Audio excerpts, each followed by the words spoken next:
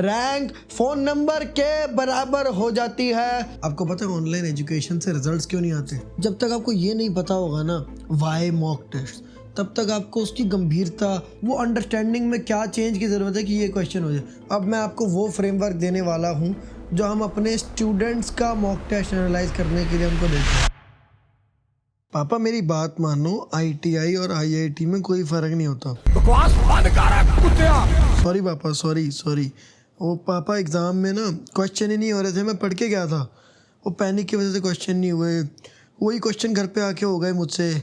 और एग्ज़ाम में ना बहुत ज़्यादा टेम्परामेंट लॉस हो गया, दिमाग में चीज़ें ही नहीं आ रही थी, याद नहीं आ रहा था कुछ भी, तो उस वजह से बहुत ज़्यादा मार्क्स का लॉस हो गया।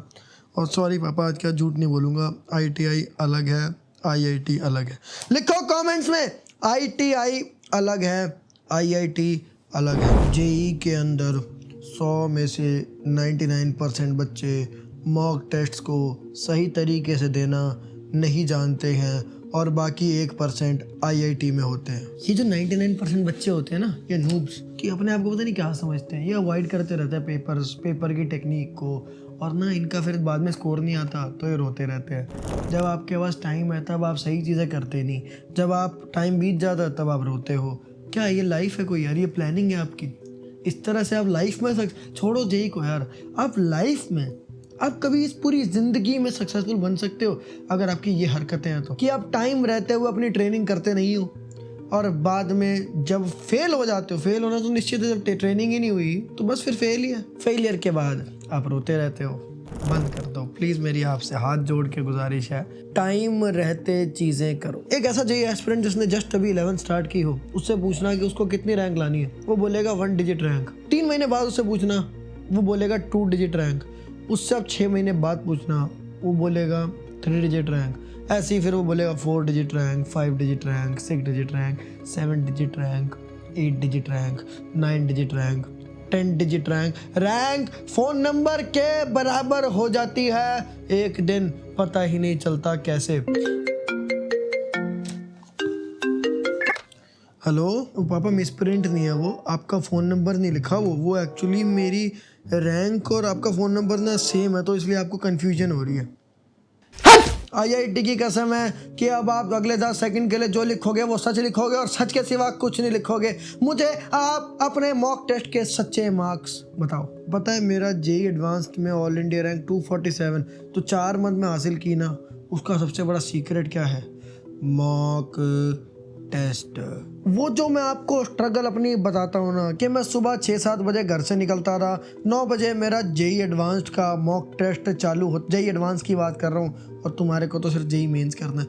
JEE एडवांस का मॉक टेस्ट चालू होता रहा 12 बजे तक। वो JEE एडवांस के difficult demotivating, demoralising, demolishing questions मैं करता रहा 3 घंटे तक, जिसमें कि अपनी सेल्फ रिस्पेक्ट, अपना कॉन्फिडेंस सब टूटने लगता था, थक जाता था, गर्मी होती थी और उसके बाद 2 घंटे का ब्रेक होता था। इसमें धूप में निकल जा रहा, बाहर जाके कोई रोल वोल खा के आया और उसके बाद वापस आके फिर से 2 बजे से 5 बजे एक और पेपर है, पेपर 2 JEE एडवांस का। फिर से वही JEE एडवांस के डिमोरलाइजिंग, डेमोलिशिंग, डीमोटिवेटिंग क्वेश्चंस करता था। बहुत मुश्किल होते थे वो यार, बहुत मुश्किल।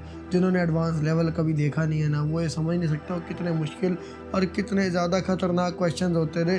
और तब जब मैं खुद 16 साल का था। पर कहानी यही समाप्त नहीं होती। मैं उसके बाद 7-8 बजे अपने घर पहुंचता था।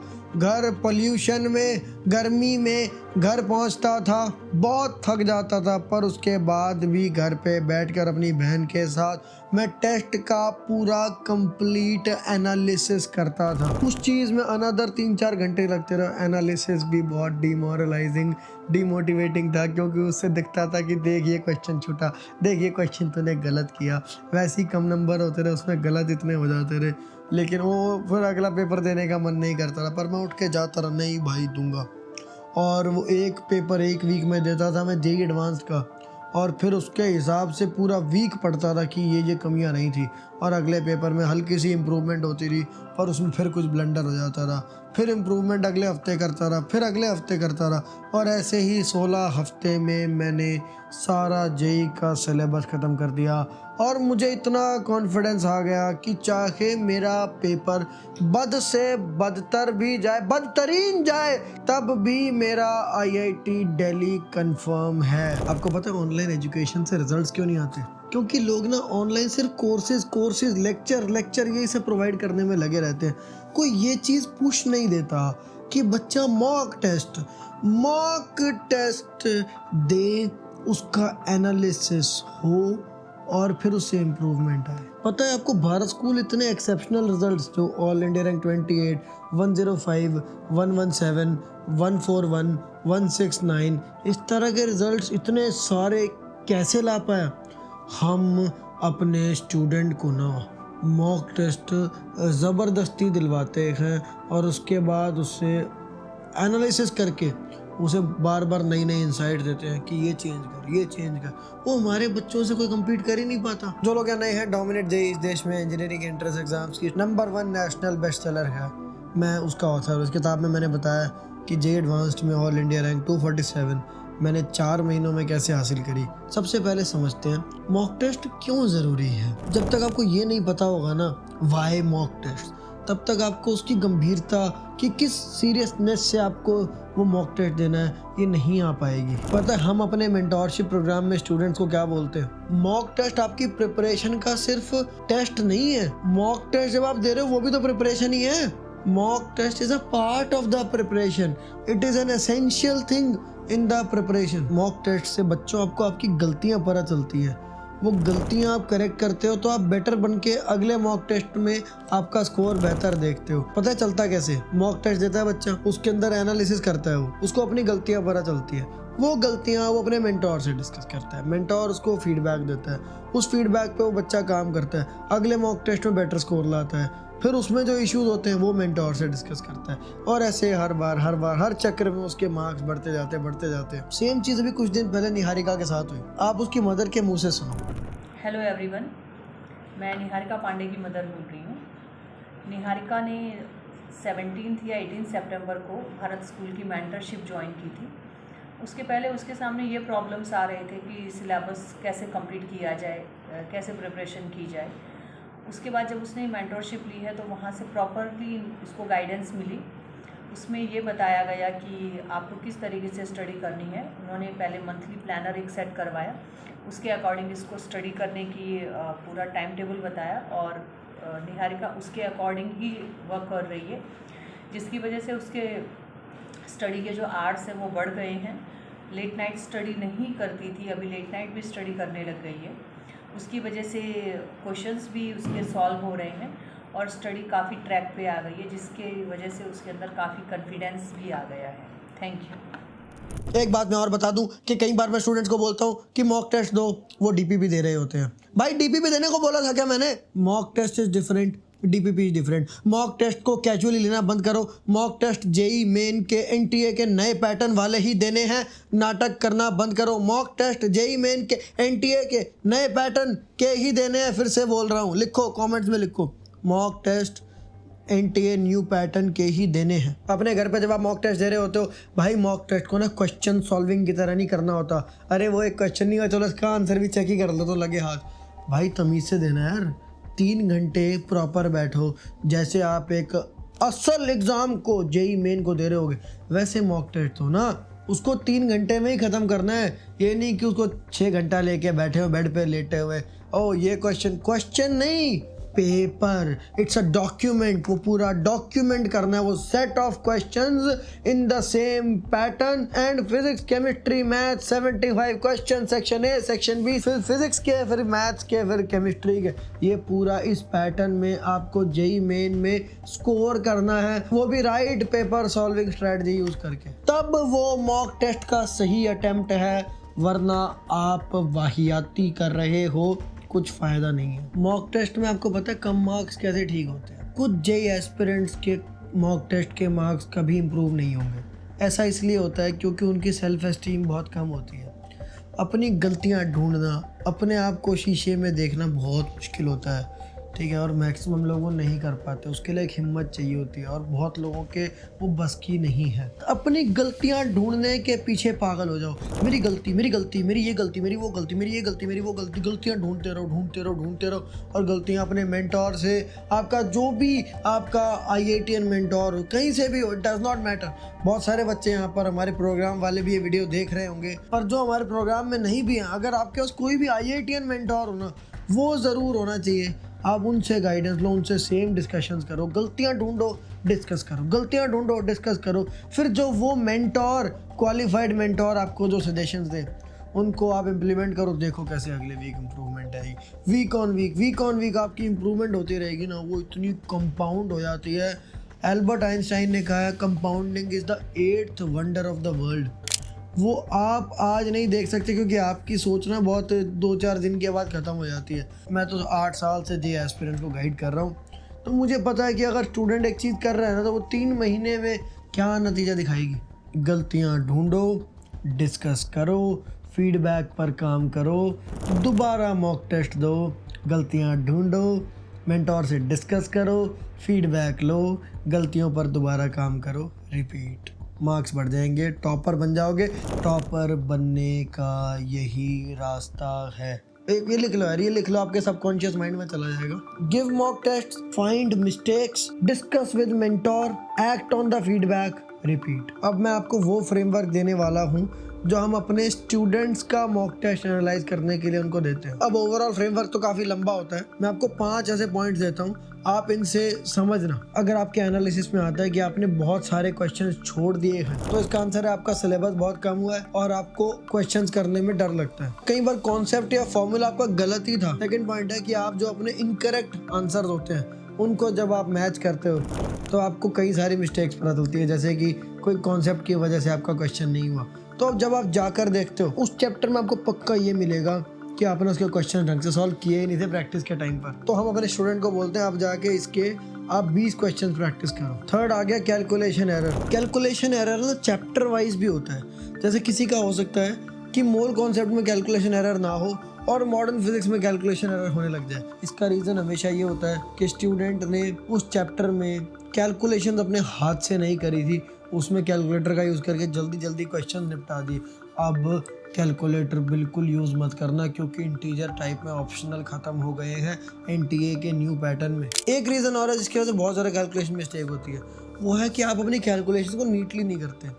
वो कोई मैंने 2 बनाया, वो 2 का 7 हो गया कि क्या हो गया, वो नंबर ऊपर पावर में था कि क्या था। कई बार ना फास्ट करते टाइम ना ध्यान नहीं रहता, तो अपनी कैलकुलेशंस को साफ सुथरा रखना बहुत ज़रूरी है। फोर्थ पॉइंट होता है सिली मिस्टेक। अब सिली मिस्टेक्स के ना 10 तरह के रीजन होते हैं। कई बार क्या होता है, NTA वाले ना लिखते लिखते क्वेश्चन को सब लिख देंगे एंड में, which of the following is not, वो नॉट डाल देंगे कि अब, या which of the following answers is incorrect. अब वहाँ पे ना वो इनकरेक्ट या नॉट पढ़ना भूल जाता, लास्ट मोमेंट पे उन्होंने फ्लिप कर दिया क्वेश्चन को। ऐसी ऐसी चीज़ों से आपको ट्रिक करने की कोशिश करते हैं, आप सिली मिस्टेक्स कर जाते हैं। कई बार आप माइंडलेस होते हैं, आपका ध्यान कहीं और होता है, इस वजह से सिली मिस्टेक हो जाती है। और बहुत सारी छोटी छोटी चीज़ें होती है, कुछ पॉइंट कोई डिटेल क्वेश्चन की हम मिस कर देते हैं। तो क्वेश्चंस को ढंग से पढ़ना और डिटेल ओरिएंटेड होना, उसकी प्रैक्टिस ज़रूरी होती है यहाँ पर। 5वीं जो मैं बात बताने वाला हूँ 20 में से 20 नहीं बता सकता वरना वीडियो बहुत लंबी हो जाएगी, वो ये है कि मिस्ड। आप मुझे एक बात बताओ, इससे बड़ा घाटा कभी किसी एस्पिरेंट का हो सकता है कि उसने इतनी मेहनत करी, एक चैप्टर की थ्योरी पढ़ी, लेक्चर देखे, इलस्ट्रेशंस किए, क्वेश्चंस किए, PYQs किए, रिविजन्स करी, उसके बाद एग्जाम में क्वेश्चन अनटच्ड, अनअटेम्प्टेड छूट गया। भाई वो क्वेश्चन आता था तेरे को, वो छूटा, मतलब सारी मेहनत बर्बाद हो गई। इससे बड़ा कोई और घाटा मैं मानता हूँ हो ही नहीं सकता। ऐसा इसलिए होता है कि आपकी पेपर सॉल्विंग स्ट्रैटेजी एक वाहियात स्ट्रैटेजी स्कूल में होता है ना, कि बच्चों आपको ना बोर्ड का पेपर ना प्रॉपरली सॉल्व करना है, सीक्वेंस में क्वेश्चंस करने, फर्स्ट सेकंड थर्ड करो या पीछे से करना, 35, 34, 32। ये बोर्ड का पेपर नहीं है ब्रो, ये JEE है। JEE माने जिंदल एंट्रेंस एग्ज़ाम।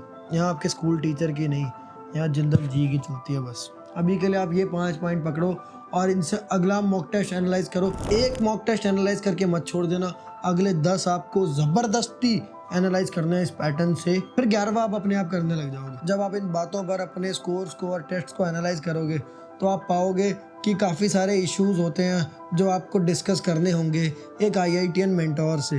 तो कोई ना कोई अपनी नॉलेज में IITian मेंटोर ढूंढो, वरना मेरा हाई रिकमेंडेशन है कि आप डिस्क्रिप्शन में दिए गए लिंक से हमारा मेंटोरशिप प्रोग्राम ज्वाइन करो। वो सारी नीड्स आपकी फिर हम केटर कर देंगे। एक IITian मेंटोर आपको, जिसने खुद IIT क्रैक किया है, जो स्कोर आप लाना चाहते हो वो ला चुका है, वो बंदा आपको थ्रू आउट गाइड करेगा आपके JEE के एग्ज़ाम तक। कुछ टिप्स और फॉलो कर लेना ज़रूरी है आपके लिए। मॉक टेस्ट में मार्क्स बढ़ेंगे जब आपका सिलेबस कंप्लीशन बढ़ता चलेगा। जब आप मॉक टेस्ट दे रहे होगे आप उसमें देखना कि यार ये क्वेश्चन मुझसे नहीं हुआ, बट अगर मैं इस चैप्टर को, फॉर एग्जांपल कॉम्प्लेक्स नंबर्स, ये मैंने क्वेश्चन देखा हुआ नहीं, कॉम्प्लेक्स नंबर आपको अब गोल मिल गया कि अब मैं अगले एक दिन जो है ना कॉम्प्लेक्स नंबर्स को बहुत अच्छा कर लूँ, वो अच्छा करो, हो गया आपका एक और चैप्टर कंप्लीट। चूंकि आपने मॉक टेस्ट में वो क्वेश्चन देखा ना, तो अब आपको कॉम्प्लेक्स नंबर जल्दी खत्म करने की ना अलग से मोटिवेशन आएगी।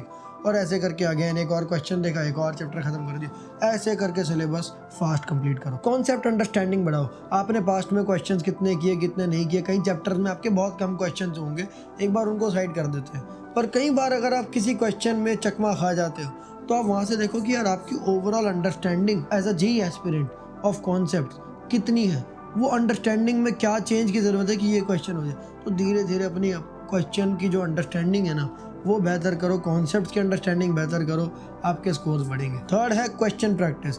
कभी आप अगर किसी एक टाइप के क्वेश्चन में चकमा खा जाओ, फॉर एग्जांपल आपको एहसास होता है कि आपकी कैलकुलेशन मिस्टेक ज़्यादा हो रही है, या आपको एहसास होता है इंटीजर टाइप गलत हो रहे हैं आपके, या आपको एहसास होता है कि एक पर्टिकुलर चैप्टर या एक पर्टिकुलर टाइप के चैप्टर्स या विजुअलाइजेशन जिन चैप्टर्स में होती है उनमें आपको इश्यूज आ रहे हैं, तो आप उस तरह के क्वेश्चंस 20 क्वेश्चंस उठाए, प्रैक्टिस कर लिए, वो इश्यूज खत्म हो जाएंगे। ऐसे ऐसे करके इश्यूज खत्म करते हैं हम अपने स्टूडेंट्स के मेंटोरशिप प्रोग्राम। टाइम मैनेजमेंट बेहतर करो। जैसे क्या होता है, अगेन मैं आपको इसमें जो पूरा पेपर है ना, आप उसको बोर्ड की तरह फर्स्ट क्वेश्चन, सेकंड क्वेश्चन ऐसे मत करना। आप सारे पेपर को 3 कैटेगरीज में डिवाइड कर लो। कैटेगरी A, जो क्वेश्चन आपको देखते से ही पता है कि ये पक्का हो जाएगा। कैटेगरी B, जिनमें आप डाउटफुल हो कि ये हो भी सकता है, क्या पता फंस भी जाऊं। और कैटेगरी C, जिनमें आपको कोई क्लू नहीं है।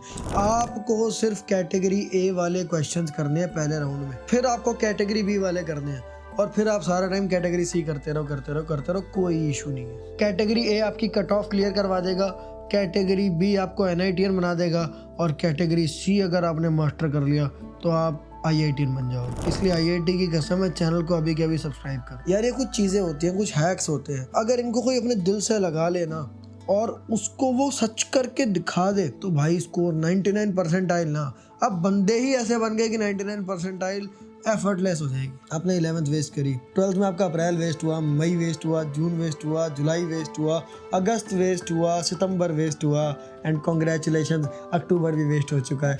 आप ना बस पीछे मुड़ के देखा करो कि आपकी वाहियातियों का कैसे पूरा कच्चा चिट्ठा आपके सामने। आप यार अब बिल्कुल रिस्क मत लो, और अब आप बिल्कुल सीरियस हो जाओ। आपके पास एक दिन भी नहीं है, एक लम्हा भी नहीं है वेस्ट करने को। पिछली वीडियो में मैंने स्टूडेंट्स को मेंटोरशिप के बारे में बताया था, और बहुत सारे स्टूडेंट्स स्कॉलरशिप ऑप्शंस के बारे में पूछ रहे थे। मैंने अपनी टीम से डिस्कस किया, और आप लोगों के लिए best of the best scholarships के लिए टीम को इंस्ट्रक्ट किया है। आप डिस्क्रिप्शन में दिए गए फॉर्म को भरोगे, आपको एक काउंसलर कॉल करेंगे, आप उनसे रिक्वेस्ट करना स्कॉलरशिप के लिए, वो आपके बारे में समझेंगे, और अगर आप डिज़र्विंग हुए तो आपको best of the best scholarship मिलेगी। भारत स्कूल में सबको मेरी तरफ से एक बात क्लियर है बिल्कुल, कि अगर स्टूडेंट अपनी तरफ से मेहनत कर रहा है ना, तो एजुकेशन के बीच में पैसा कभी नहीं आना चाहिए। तो लास्ट कुछ सीट्स बची हुई हैं, अगर आप अभी JEE के लिए स्टिल कैजुअल हो तो आप ये फॉर्म डिस्क्रिप्शन वाला मत भरना, पर अगर आप एक सीरियस स्टूडेंट हो तो हमारी तरफ से आपको IITians का 100% सपोर्ट है। बहुत बहुत धन्यवाद, मिलते हैं अगली वीडियो में।